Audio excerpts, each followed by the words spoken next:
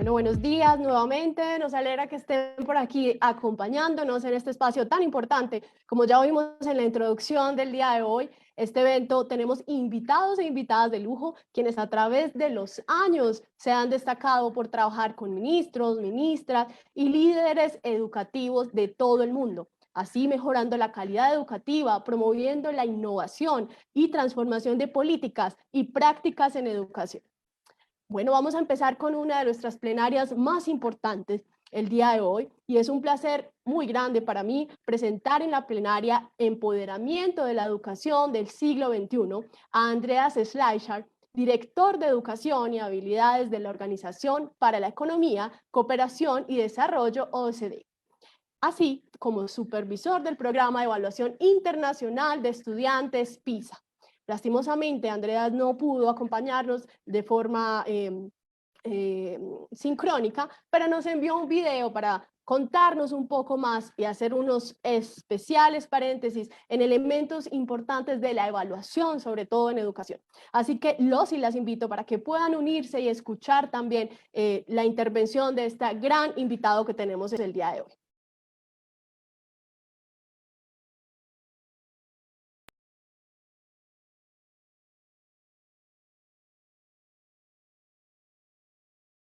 Hello, and thank you so much for inviting me to Coding for Kids, such an amazing initiative, preparing young people for technologies that have not been invented yet, to solve social problems that we cannot yet imagine, to learn for jobs that have not yet been created.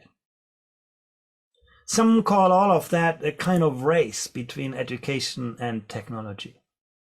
You know, before the first industrial revolution, neither technology nor education mattered much for the vast majority of people, but then suddenly the industrial revolution, pushed technology ahead of the skills of people, created a huge amount of social pain. People were just not ready for that. But yet then, society responded, building education, building schools, making people compatible with the ways of thinking and working of the industrial economy and creating, generations of prosperity. But now we have the digital revolution now. And once again, we see technology racing ahead of the skills of people and starting to create the same kind of social pain. University graduates, having a hard time finding good jobs. And at the same time, employers telling us we cannot find people with the skills we need. The challenge is, to once again, get people ahead of the technologies of our times. If you, don't understand an algorithm, you're going to become the victim of that algorithm. If you understand an algorithm and can design an algorithm, you can superpower yourself and the world around you. The most successful companies these days are not created by a big industry. They're created by a big idea. And often they have, the product before they get the money. That's the world in which we live. Let's have a look at some of the global trends that are changing, the economies around us. First of all, we live in an economy of intangibles. The companies that are successful these days are companies of knowledge, companies that create, disseminate, connect knowledge, ways of thinking. The traditional success stories of the Fortune 500, they still exist, but they're no longer driving, us forward. And, intangibles are all about people, and people are all about skills. That's why we need to learn for an entirely new world. You can also, look at the future of work. What is very, very clear is that we see an increasing kind of polarization, economic polarization, labor market polarization, social polarization. Those with the right skills never had the life chances they have today. This is amazing. Skills can propel you into a different future wherever you come from. But those who struggle in the transition to the knowledge economy have a harder and harder time. Getting people ready for that. That is a challenge of our time. And of course, knowledge is always power. Look here at the exponential increase in the number of wikis. 20 years ago, there were a few people that curated all of the knowledge for us. The television anchors, the newspaper editors. When you didn't know the answer to a question, you could comfortably look it up in an encyclopedia. You could trust the answer you find that to be true. That was an easy world. Today, when young people look up information on Google, they're getting, 100,000 answers to their question, and nobody tells them what is true and what is not true, what is right and what is wrong. Literacy is no longer about, extracting knowledge. It's about constructing knowledge. It's about navigating ambiguity, distinguishing fact from opinion. Are we ready for that? Well, in our last PISA assessment, we looked at that more carefully now. We looked at the digital navigation skills that people have. Can they, use the internet intentionally, find their way through complexity, navigate ambiguity? And you can see on the left side, there are a few countries where things look better. Now you look at Singapore, Korea, parts of China, and so on, and you can see, at least, 60% of 15-year-olds can do this quite well. But in most countries, actually, a majority of young people is not ready for the world in which they live today. They have, the most amazing technology around it, laptops, mobile phones, but not the digital skills to use that technology effectively as a tool for empowerment rather than disempowerment. Once again, if you don't understand the nature of an algorithm, you're going to become soon the slave of that algorithm. And that's why coding for kids is so incredibly important. You can say, well, humans have always been better to invent new tools than to use them wisely. But these things that actually really matter today. Young kids, are exposed to technology. They can make purchasing choices. Now they, their life gets influenced by the world around them. In the past, when you had a question, you could always turn to older people. Older people knew the world quite well because the world changed very slowly. Today, when you turn to older people, you never know, are they telling you timeless wisdom or just, outdated bias? You have to be able to construct the world. You have to be able to, navigate digital kind of technologies and resources. And, in the world of work, we see the same kind of pattern. The kind of things that are easy to teach and easy to test have also become easy to digitize, to automate. The modern world no longer rewards you just for what you know. Now, Google knows everything. The world rewards you for what you can do with what you know. That makes a fundamental difference. You can see a decline in routine cognitive tasks. Now, just accumulating knowledge, which is what we're doing really well in school, matters less and less for the success of people. And then, technology intensive tasks rise in importance. And you put the two things together, here you see the future of work. It's not so magic. It's actually quite easily understandable when you understand the evolution of technology these days. Let me show you a slide, from our latest study on the social emotional development of children.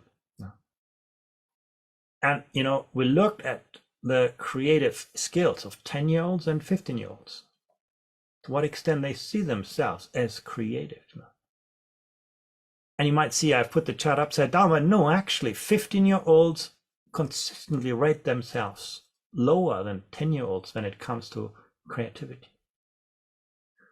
If I would tell you this from mathematics, your 15-year-olds do worse in mathematics than 10-year-olds, you would say, well, there's something terribly wrong going on in schooling. But in creativity, we rarely ask ourselves that question because we got so used to this compliance ways of teaching and learning. We're all born with an abundance of creativity. If you have a 3-year-old son or daughter, they're going to question everything you tell them. They're going to experiment with everything that gets into their way. They're always willing to learn, always willing to unlearn, always willing to relearn. But then, when they get to school, we try to make them compliant with our ways of thinking and our ways of working. And we lose that energy, or some of that energy that is so important in the 21st century, where our capacity to imagine, to create, to build is so important. I'm educated as a scientist. Sometimes when I go to school and see students learning science, I see that they learn science like religion. They are taught some scientific theorem, and then to memorize it, and then to practice some examples with it, and at the end of they get tested whether they can reproduce that knowledge. That's such a shame. That has nothing to do with scientific inquiry, with actually understanding what kind of questions lend themselves to scientific exploration and what not. Can I design an experiment? That is what it is to think like a scientist. In history, we teach people names and places, but we don't teach them to think like an historian, understanding how the narrative of a society has emerged, how it developed, how it advanced, and sometimes how it unravels when the context changes. Let me introduce another concept that we measured in our latest PISA assessment. We call that growth mindset. On the vertical axis, you see the success of countries on the PISA test. Now, basically, if you're higher up, actually your education system is doing well to teach people to navigate information, to read effectively, and so on. On the horizontal axis, you see something else, and that is the capacity of students to sort of imagine to grow beyond their limits. On the right side, you see countries where basically students believe the sky is the limit. If I try hard, my teacher's going to help me, I'm going to be successful. On the left side, you see students which believe, well, intelligence is really what drives, my success. And if you believe that, why would you try hard in school? And you can see the two things are related. See, a country like Estonia, most young people actually grow up with that growth mindset. I can change the world. And in Indonesia, most people grow up with that fixed mindset. And surprisingly, or not surprisingly, actually, in Estonia, students do well academically. In Indonesia, they struggle with math and science. And this is not just about success on the PISA test. When we looked at this more carefully, we saw that students with more of a growth mindset were more motivated to master difficult tasks. They had a greater sense of self-efficacy. And they were less afraid of failure. And once again, think about this. If you want young kids to be creative, imaginative, you have to give them space to experiment. If you give them space to experiment, they'll need to take some risk. If they take risks, they make mistakes. If our education systems do not help students learn from and with mistakes, maybe they won't be so creative. We also saw that students with a growth mindset were more motivated to master difficult tasks, and they saw greater value in school. So education is not just about mindset, learning something. It's also about building the right mindset, creating that space where students can experiment. And that's just another reason why Coding for Kids is such a powerful initiative. It creates that space. It gives students that sense of agency. I do things. I do not just consume things. And then, there is the environment. If you look at this over time, we consume today as if there would be 1.7 planets. If you're an American, you consume as if there would be 5 planets. That's clearly not sustainable. Has that made its way into education? Well, if you ask school leaders, it looks like. You can see 9 out of 10 school leaders tell you, yeah, climate change and global warming is something that we actually teach. Or gender equality, or international conflicts, causes of poverty, migration. Yeah, that's all part of the education agenda. But when we surveyed students, we got a somewhat different perspective. On the one hand, you can also see here, most young people say, yeah, looking after the global environment is really important to me. Like global and the climate agenda has become urgent and important for young people. But when we ask them, can you do something about it? Or do you think what you do makes a difference to people in other places? The bars get much shorter, and that is really the crux of our education systems today. We have made young people passive consumers of prefabricated content, not owners of their learning strategies, masters of the success, active agents of change. And once again, if you design an algorithm, if you actually create something you'll be learning to develop that agency, that discipline, that mindset of growth. Well, let me, conclude with a few remarks on how we address this in our own work when we think about digitalization. In the past, once again, learning was directed from one source that you could trust, the teacher. Today, students need to learn more autonomously, to learn from multiple sources, and very much so with digital tools. And if you think about the kind of skills that you need to become, a learner for life. In the past, we used to learn to do the work. Now learning is the work. Constantly growing, constantly unlearning, constantly relearning.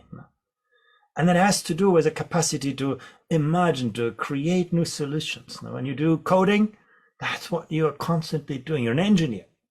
You're always looking for innovative solutions. You also have to manage yourself. You have to learn to live with yourself. You have to learn to live with others. And you have to manage those relationships. And then, you have to find information and be quite good in deciding, what you can use, what you can trust.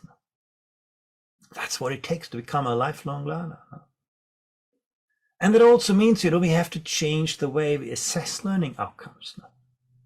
In the past, once again, the test was just to see whether someone could reproduce what they had been told before. The next generation assessment and learning is really about integrating the world of learning and the world of assessment. And I would say one of the biggest mistakes that we made in the history of education is to divorce learning from assessment. We ask students to pile up, years and years and years of knowledge, and then one day we bring them back and tell them, tell me everything in a very constrained, contrived, artificial setting. And that actually has such a reductive influence on how we learn, how we teach, how we build our education systems. Technology allows us today to reintegrate learning and assessment. And I really believe, in PISA, we are actually making big steps. We also have a more new formative tool called PILA, actually to reintegrate that learning and assessment process now. Let me tell you a little bit more about this. Now, how do we bridge the learning assessment gap? First of all, we need to not just assess what students learn, we need to better assess how they learn, how they find their way to a solution of a problem. How they can use technology to create authentic learning experience. Your coding work is just a fantastic example of this. This is purposeful learning. This is iterative. It's always driven by feedback. You figure out when things do not work. And then, we need to collect better information, better data on those data on that learning process. People call that learning analytics. That's the fuel of tomorrow's pedagogy. So, in our work at the OECD, we ask students, to do block-based programming. That's, a simple form of coding. That's just, the way of computational thinking, building, designing an algorithm. We ask them to work with agent-based simulations, interact with someone, and then, you have to sort of deal with a kind of scenario. And we ask, them to map concepts, ideas, to test their thinking skills. So the idea is to ask them to make sense of complex systems, to solve open problems. That's how we integrate learning and assessment. So how will students actually demonstrate their learning skills? Well, they will interact with intelligent tutors.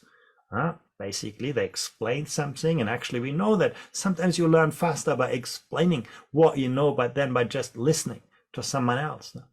They'll also have ways to reflect on their own achievements. They can figure out what steps I did right. They get that feedback and appraisal and so on. And there's going to be lots of really interesting data that tells us about, the student learning pathways. We monitor their progress, their own sense of progress, the transfer they made. Can they extrapolate from what they know? Can they apply their knowledge in novel situations? Their persistence, their engagement.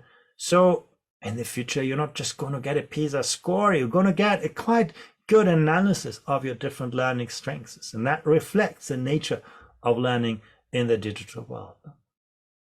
How can we do that? How can we move together in the future? Well, building open-ended digital learning environments where students learn autonomously through a kind of carefully constructed environment.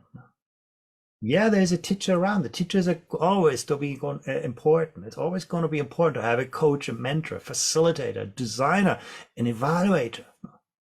But the instruction, the learning really needs to become more autonomous. And once again, coding is a great example of this, where you have to, build your own kind of experiences.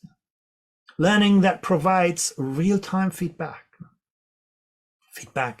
on student performance, on the progress that students make.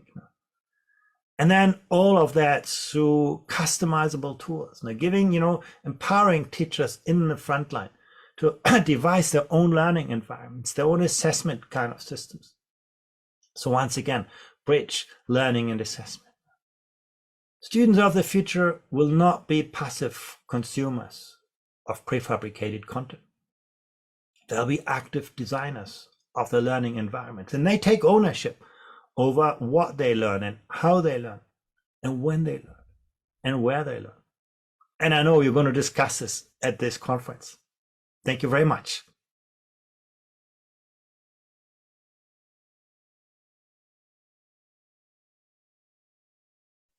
Bueno, bastante interesante lo que nos trae definitivamente aquí Andreas, y les recuerdo que él inició y supervisa el programa de evaluación internacional de estudiantes PISA y otros instrumentos internacionales que han creado una plataforma global para los políticos, investigadores y educadores de todas las naciones y culturas para innovar y transformar las políticas y prácticas educativas. Ha trabajado durante más de 20 años con ministros y líderes educativos de todo el mundo para mejorar la calidad y la equidad de la educación. Fue director de análisis de la Asociación Internacional para el Logro Educativo, IEA, y estudió física en Alemania y es licenciado en matemáticas y estadística en Australia. Ha recibido numerosos honores y premios, incluido el premio Theodor Haupt. Bueno, como pudimos ver, Andreas toca algunos elementos muy importantes y muy relevantes, sobre todo en la necesidad de abrir esa relación estrecha entre la educación y la evaluación. También toca diferentes temas muy importantes como la construcción de una sociedad de conocimiento, cuando llegan primero las ideas y luego quizás la financiación para generar esos prototipos, etcétera. Habla de mentalidades en crecimiento, la necesidad entonces de que nuestros estudiantes tengan esa capacidad de comprender el mundo, de darle solución y ubicarse en el futuro en otra estadía muchísimo más importante al cercano o al contextual inmediato. También habla de sentido de agencia, cómo pasamos de la decisión a la acción. Y además de algo fundamental, y es el aprendizaje con propósito. No ir, digamos, a ese conceptos, a tener esos contenidos prefabricados que solamente llevan a evaluar o a tener una visión de lo que son los conceptos y los aprendizajes de forma enciclopédica o nominal, pero que a la hora de la crítica, de implementarlo en la vida real, de generar una solución, etcétera, quizás nos quedamos muy cortos. Y precisamente eso es lo que él también, con su trabajo y con todo su equipo de trabajo, por supuesto, trae el día de hoy a traer sobre la mesa lo que es la evaluación en educación. Y quisiera entonces también sumar a esta conversación nuevamente a Laura Barragán, directora de Educación y Sociedad del British Council Colombia, para que establezcamos una conversación un poco sobre la reflexión que nos trae Andreas, que creo que es un tema neurálgico, sobre todo en la educación, no solamente en el contexto de Latinoamérica, sino en el contexto internacional y sobre todo también Latinoamérica por las brechas que hay socioeconómicas y que precisamente impactan e intervienen en el desarrollo educativo de la población estudiantil. No sé, Laura, si de pronto quieres también sumar algo a esta reflexión. Claro que sí, muchas gracias, Marce. Buenos días para todos y todas, buenas tardes, según desde el lugar desde el cual se estén conectando. Como decíamos en la introducción, pues para nosotros es un gran honor poder contar con tan importantes palabras de Andreas. Le enviamos un especial agradecimiento. Sabemos que por cuestiones de agenda no se puede unir en vivo, pero qué maravilla de intervención. O sea, como tú dijiste, Marce, logró armar una narrativa que comenzaba por entender los retos que tenemos en este mundo digital desde el sector educativo y la necesidad de formar a estos estudiantes para lo que aún no sabemos y para todos los cambios que ha traído consigo. Habló mucho de creatividad, que me parece muy interesante en un contexto como este, donde muchos podrían equivocadamente pensar que el pensamiento computacional es solo de tecnología y que es solo de dedicarse a escribir mucho código y que eso no es intrínsecamente creativo. Y ahí quizás valdría la pena en estos pocos minutos que tenemos antes de traer a nuestra otra invitada internacional, reflexionar sobre algo que tú mencionaste, que es esta mentalidad de crecimiento, el growth mindset. Para aquellos que no conocen este concepto, pues este fue acuñado inicialmente por Carol Dweck, ha tenido también distintas evoluciones, desde Duckworth con su concepto de grit, pero los datos que muestra PISA al respecto son interesantísimos y muy relevantes para esta conversación de pensamiento computacional.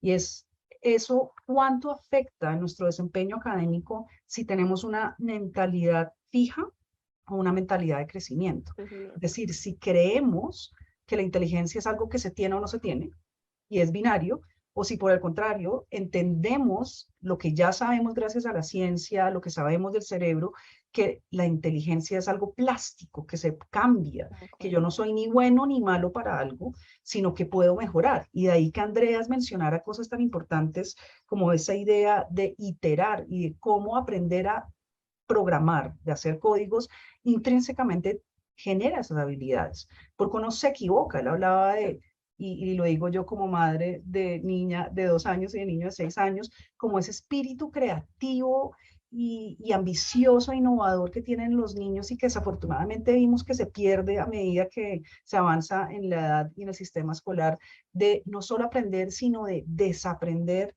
de volver a aprender, de estar propensos y abiertos a cometer errores. Eso es muy importante dentro del growth mindset y la mentalidad de crecimiento. Creo que eso es una reflexión que nos parece muy útil para enmarcar todo lo que vamos a ver durante este día y medio, porque algo que también rescato, Marce, de lo que nos mostró Andreas, es el foco en el aprendizaje. De acuerdo. Y cómo, digamos, si para algunos que no están tan familiarizados con PISA, oyen, vamos a hablar de este examen que es de respuestas de selección múltiple, podemos tener una visión quizás anquilosada de lo que es la evaluación.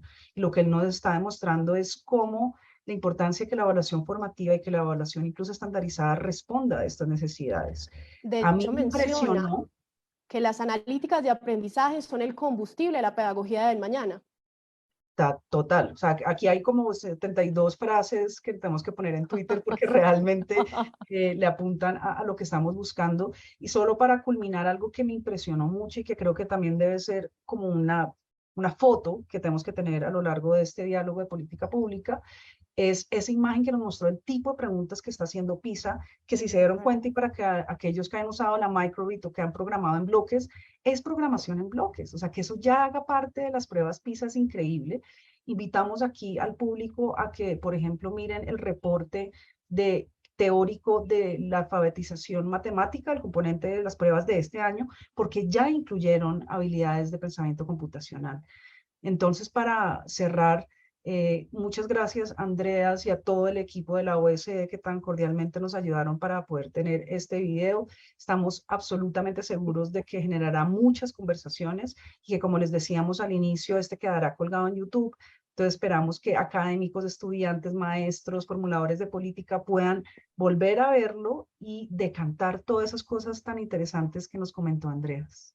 Totalmente de acuerdo, Laura. Y dejo un último datito que también reveló las pruebas PISA, y es que los jóvenes colombianos saben comparar los precios de los objetos, comprarlos más económicos, pero no saben arreglar o programar un dispositivo electrónico. Entonces, empezamos a ver una brecha grande en alfabetización, sobre todo digital, y más allá en esa creatividad, esa necesidad cognitiva, plástica, de resolver una sociedad del conocimiento que está basándose un poco en el asunto digital.